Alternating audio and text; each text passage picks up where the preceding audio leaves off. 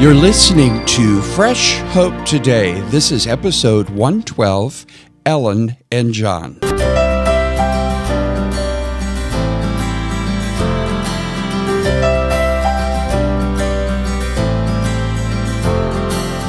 Hello, my friend, and welcome to Fresh Hope Today. I'm Brad Hafes, your host. Our purpose here on Fresh Hope Today is to encourage you to live a faith-filled, rich and full life in spite of having a mental health diagnosis. And today we have two special people with us in the studio. It's not too often that you might meet two people that are both bipolar or both have bipolar disorder. Excuse me, I shouldn't say are bipolar, but have bipolar disorder. And it's just, we're fortunate to have them with us today. I always joke with John and Ellen that they could probably do a reality television show, since both of them have bipolar disorder, as well as they've got a number of kids who do. So we're just really glad to have you guys here today. Welcome. Thank you. Tell me about your journeys. How in the world did the two of you meet? Well, we met 26 years ago in San Diego, California, when I was out there, and John was in the Navy. You met, and of course, you got married somewhere along the line. I think you just celebrated 25th anniversary, didn't you? Yes, 25 years. 25 years. So did you guys know that each of you was bipolar upon starting the relationship, or one of you, or neither of you? No, neither one of us were actually diagnosed when we first got together. We had been married previously to two different people, and then when we got together, everything seemed to just click, and after that, things started going a little bit south after about the first year or two of being married. I started having more problems with bipolar. I didn't realize that I was still in the Navy, and they had diagnosed me at first as just being cyclothymic or dysthymic, and then it took several years down the road before I was diagnosed as actually being bipolar. And then last year, I was diagnosed as having PTSD. On top of it, yeah. Right. So you were diagnosed first. What kind of issues were showing up for you? I was having a lot of insomnia at first. I was having a hard time sleeping. Concentrating. There's times where I would black out. I would actually be walking someplace, and then later on, like 2-3 hours later, in a totally different area, not remembering how I even got there. I had a lot of times where I was depressed. On the other side of that, I had a lot of times where I was in a lot of rage and had a lot of irritability.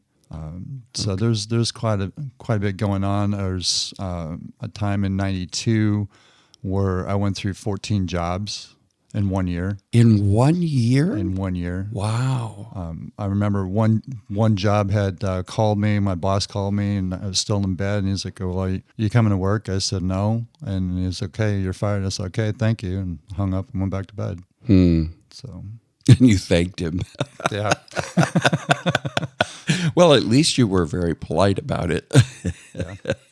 When were you diagnosed, Ellen? And then how did that happen? Well, I was actually very depressed most of my life and suicidal, but probably in my early to mid-20s, I was diagnosed first with clinical depression, and after so many years of medications and things not working and maximum doses on everything, about 6 years ago, I was finally diagnosed as being bipolar. Mm-hmm. And once I got the mood stabilizers and all of that, then things seemed to go a lot better. Yeah.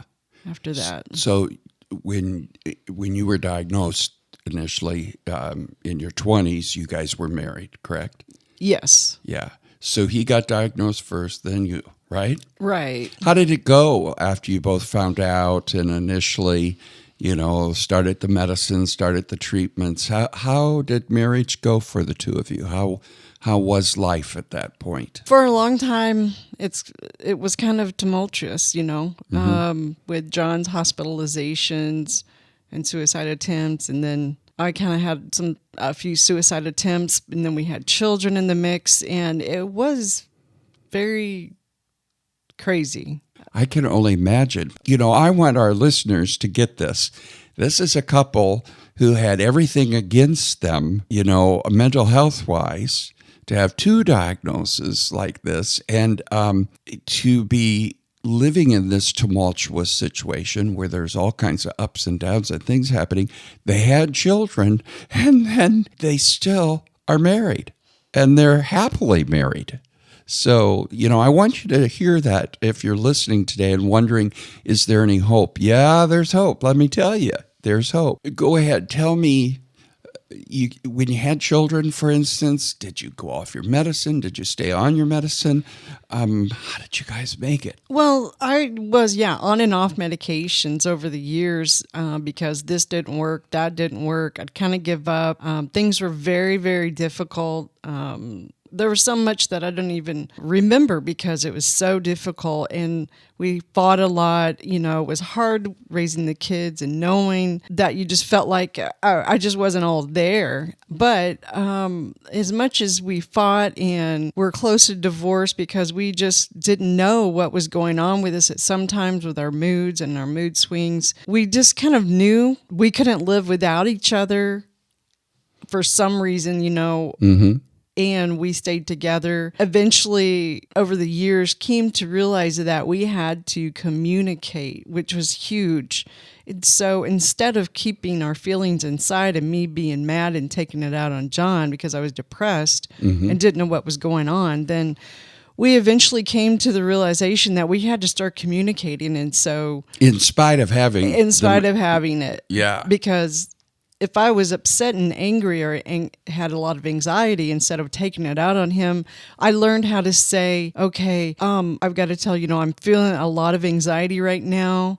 It's not you. Just if you could just bear with me and just, and just kind of just take me as I am, but it's not you. And, you had the normal marriage stuff.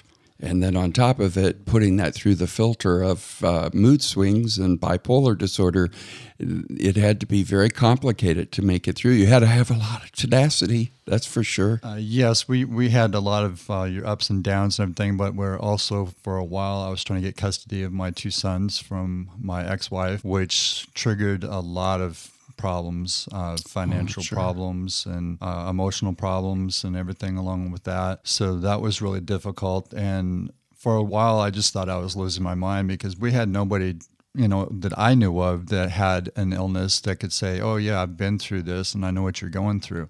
We had absolutely no idea what we're doing from one minute to the next or a long period of time. Did you have therapists during this time or people that you worked with or? I had a few therapists, but the interesting thing with some of the therapists, one of them, after I had a suicide attempt in, I think it was like 93, he told me that I should divorce my wife and go back home to Nebraska and I'd be fine. And I was like, well, that's not an option. I wasn't planning on divorcing my wife. I love my wife. And I was like, there's got to be something else. And I've had other people in the past where the therapists weren't exactly the spot on, and even had one said that it was just all in my head. And Good I said, well, yeah, that's exactly where it's at. Where else would it be at? But I've gone through several different hospitalizations because of it. And I've seen a lot of different psychiatrists, a lot of different counselors and things like that.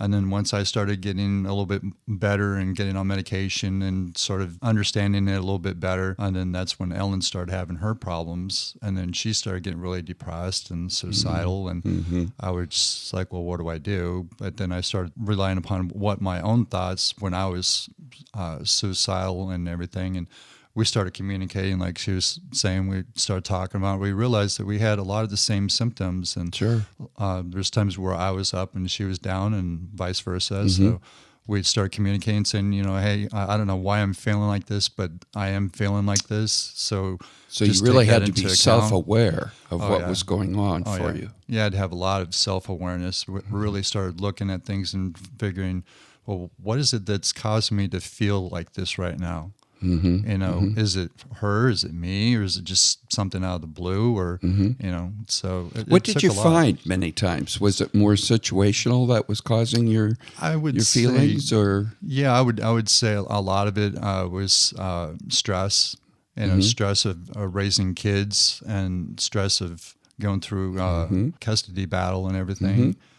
And just financial stress. I mean, just stress all across the board. Any kind of stress, positive or negative. Have you ever found that sometimes what you thought were mood swings were actually emotions that you were feeling? Yeah, and actually, since I've been diagnosed with PTSD, I realized that a lot of my PTSD had a lot to play with it because I didn't realize I had it, and then you were getting triggered. Now that I think about it, when I think about back in those days, I'm like, there's certain things, certain environmental things that were triggering me, and I wasn't aware of it, but now I am, and I can control it, or I know, this is going to be something that's going to be difficult. So I try to set myself up a more positive way of thinking about it. And I realize a lot of perspective has a lot to do with it. Whether you look at it as the glass half empty or half full kind of attitude, and I think that makes a huge difference. Yeah. So now, you guys have how many children together? Let's see. She was married previously and had a daughter, and then I was married previously. I have 2 sons, and then together we have 3 daughters. Okay. So. Now, how many of them have bipolar disorder? 3 of our daughters actually have bipolar disorder. 2 of them were hospitalized when they were in high school. And,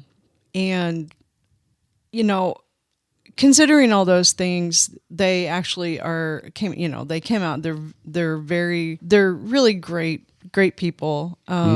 And whether, they came to a point where they didn't want to take medication. Sure. They didn't want to do that, except for one of our daughters.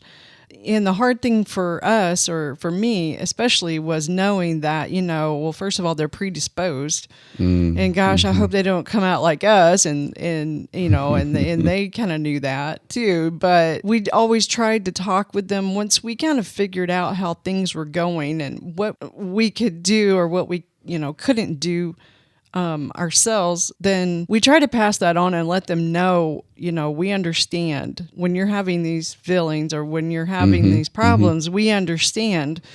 Of course, being teenagers, they sometimes listen and sometimes not. But very, very difficult. And there's a lot of guilt that, I felt like, oh my gosh, they could have had such a better childhood if, we were doing better and so on and so forth. Yeah. And I think those are things that normally parents struggle with, but then you put on top of everything else. I can identify with you. How did you get to a point where you forgave yourself for the mistakes you made and recognized some of the good things that you had done as a parent? Well, this year has definitely been the most probably healing that I have been able to do, and it's been because of a great therapist and with the support of John, of course, and Group has been awesome. When we first started coming to group years ago, I was like, what do I want? I don't want to go to group. I don't think that's going to do any good.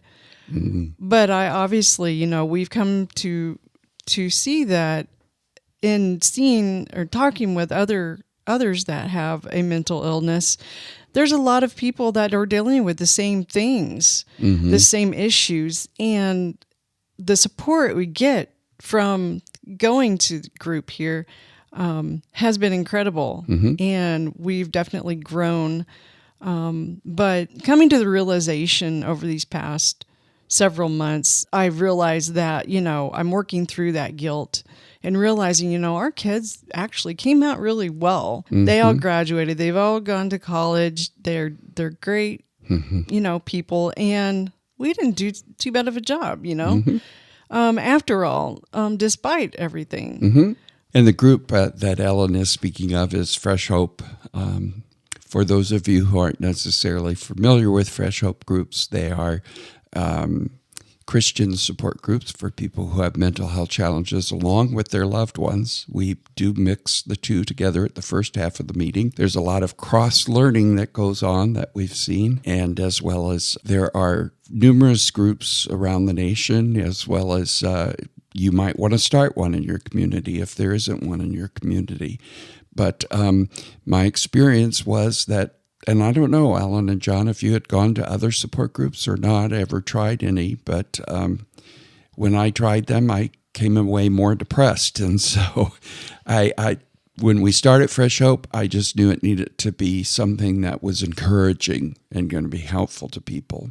And it sounds like you've gotten that from Fresh Hope. Yes, we've gotten a great deal of encouragement from Fresh Hope, and you guys, especially Brad and Donna, we knew you didn't give up on us, although you watched us and our struggles, and when we just were sometimes just not feeling it because of what we were struggling with, but several months ago, we kind of let God just come in our life and take over, and it was kind of like an aha moment. And that's really when, I really started forgiving myself. I really started trying to forgive myself for past experiences where I felt like I hurt my children, or I hurt someone else, or I hurt John. And that's been a great experience for us, just to continue coming and listening. And well, the change has been remarkable. For those of you who are listening, and let me be clear, when she's talking about really letting God have full control and things like that, Fresh Hope is not about saying, oh, if you just accept Jesus and you just do this and this and this, then you can stop taking your medicine and everything's fixed. And it isn't that at all. It's really a matter of saying, no, medicine's good and therapy's good, and we need those things, but then we need to learn how to live in spite of this. And certainly the Lord helps us live, and He gives us the hope, even in the midst of sometimes when we feel like we have no hope, we can by faith choose to have hope. And so you guys have really experienced something new and fresh in your lives, right? Yes, definitely. As with my wife, she grew up with the church and going to church. I didn't. My parents stopped going to church when I was about 5. And I didn't even realize my mom owned a Bible until I bought her one when I was in my 20s. And then she goes, no, I already have one. I'm like, you do? Okay. So that was something new to me. I know that we were unevenly yoked for many years, and my wife's side of the family, they didn't appreciate that too much, but that was another difficulty that we had to overcome also. But within the past year, I would definitely say I got to the point where I just couldn't go on any further physically and emotionally. And I was just like, wow, there's just been something missing. And finally, I just said, I'm going to give this God thing a try, and see how it works out. So I'm really glad that I did. I mean, a lot of times when you go to a support group, you don't, think, well, I don't want to go in there and listen to everybody else's problems. I got my own problems. But I've been finding it fascinating to listen to other people's stories and see that, well, they have the same illness that I have, but yet it affects them differently than it affects me. So I find that really interesting to see how everything is affected, and you don't really feel like you are giving anything. Because a lot of times with mental illness, people always make you feel that you are not going to be able to accomplish anything. Yeah, your contribution to life is limited. They're like, well, you might as well give up because you have a mental illness, and you might as well go over and sit in a corner. But I told myself years ago that I'm not going to be the one that's going to be in the padded room. I'm not going to be the one that's going to be sitting in the corner, just kind of being in a drug-induced coma all my life. Right. Because I've had people ask me, well, how can you function at such a high level? I said, because I refuse to give up. I refuse to be there that, you that go. person. That's key, isn't it? Yes, it is. And then now with God's handling all the heavy, hard work for me because I just said, I can't do this anymore. I need help. And sure, I've been going on medication. I've been medicated since 1990. And that's only taken me so far, but I feel that with God is taking me that extra step further. And the thing that I was really missing in my life was peace. And I've learned to get rid of the anger. I've learned to get rid of the bitterness and the why me, why did this happen to me? Because prior to this, I was doing great. I had really no problems in high school. I could go through straight A's, no problem. But then all of a sudden, I started having problems thinking and being able to function. And I took all that for granted, and now I don't take any of that for granted. Right.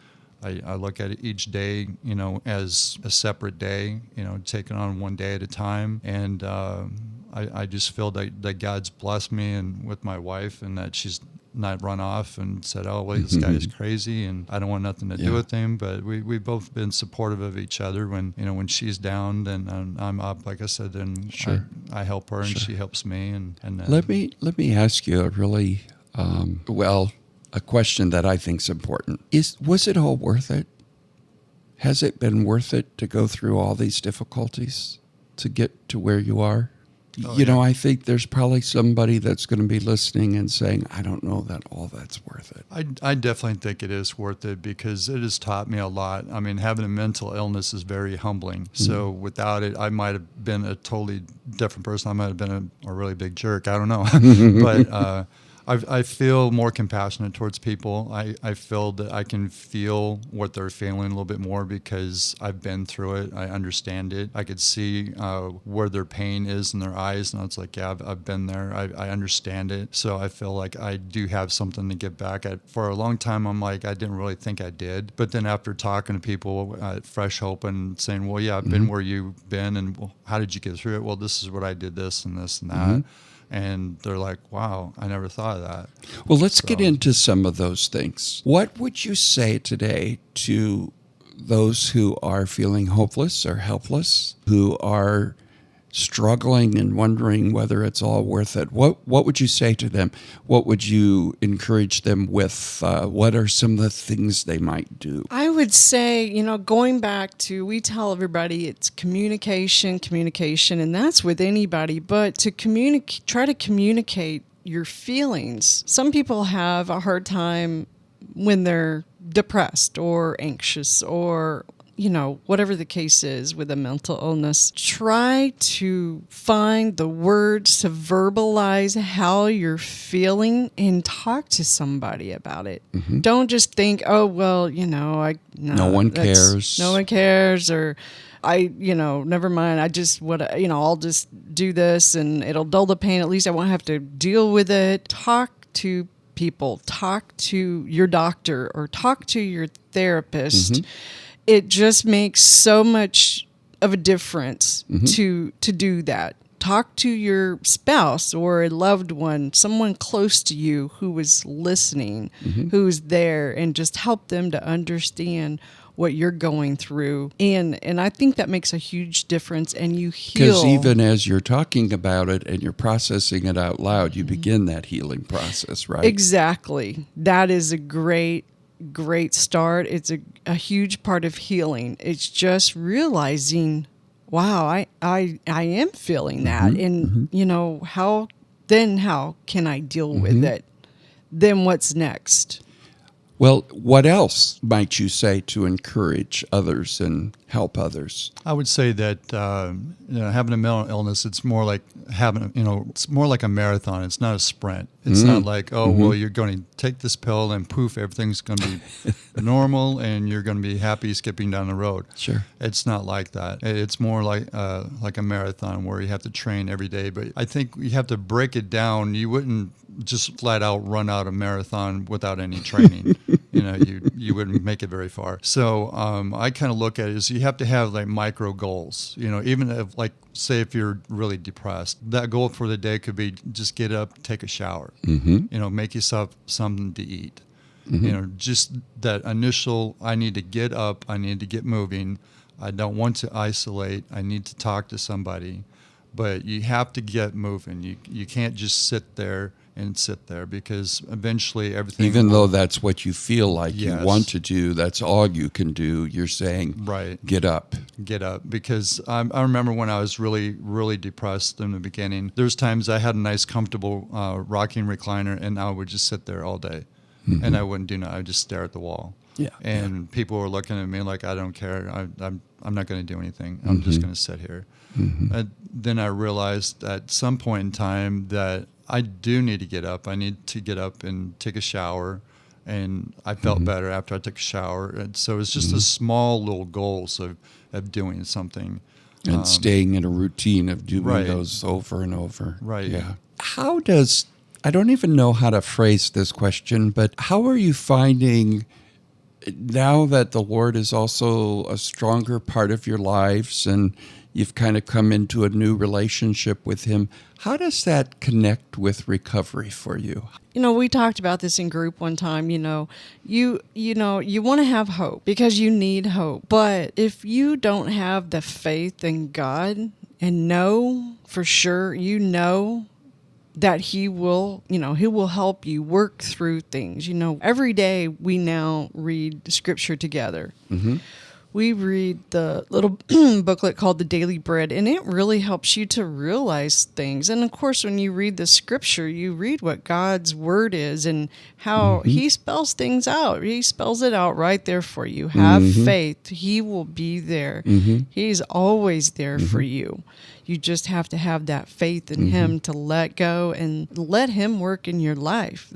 Things that you think that you want to do or that you plan to do may not be what He has in mind for you. So you really moved from trying to have wishful thinking, which is what worldly hope is, to having sure and certain hope, which is what faith is, that God will take all things and work them together for good, right? That is right. And God works in mysterious ways that sometimes we don't understand.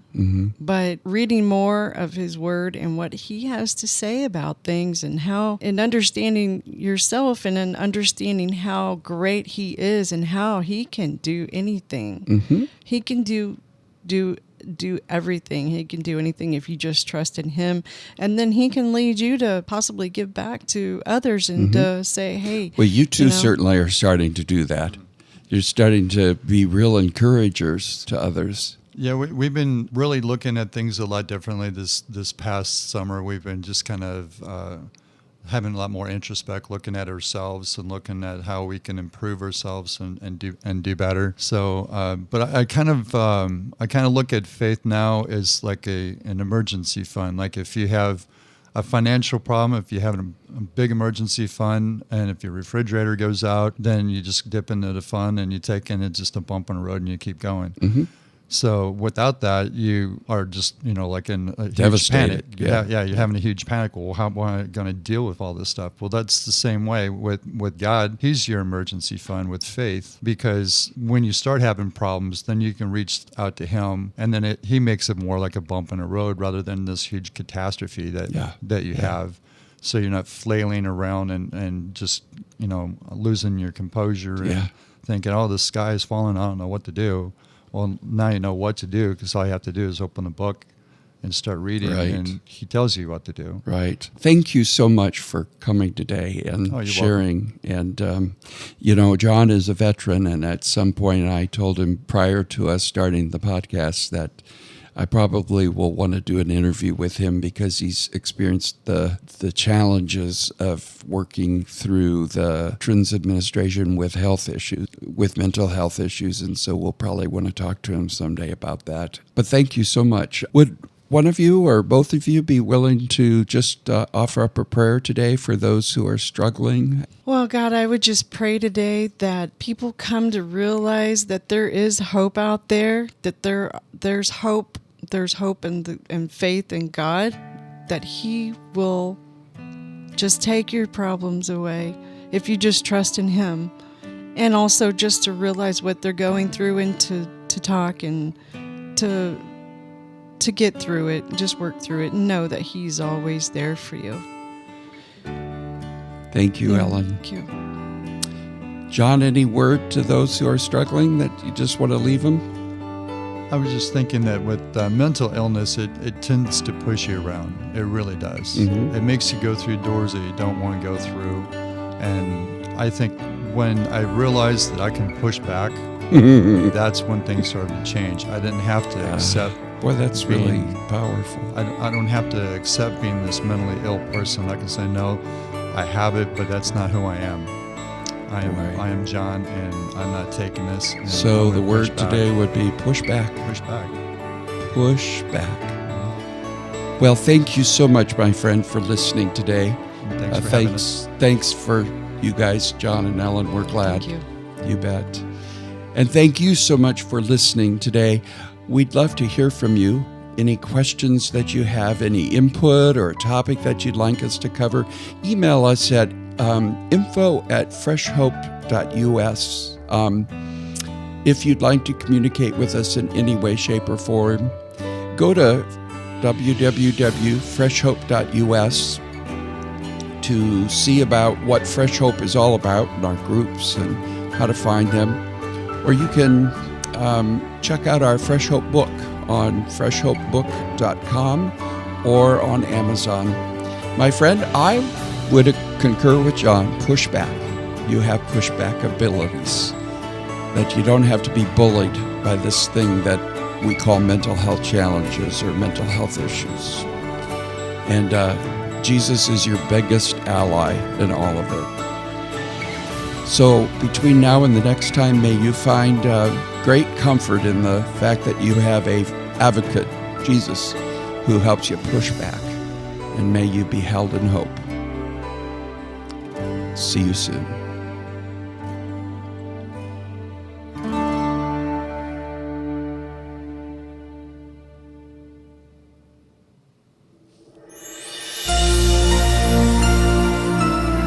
This has been a production of Fresh Hope Ministries. For more information, go to www.freshhope.us.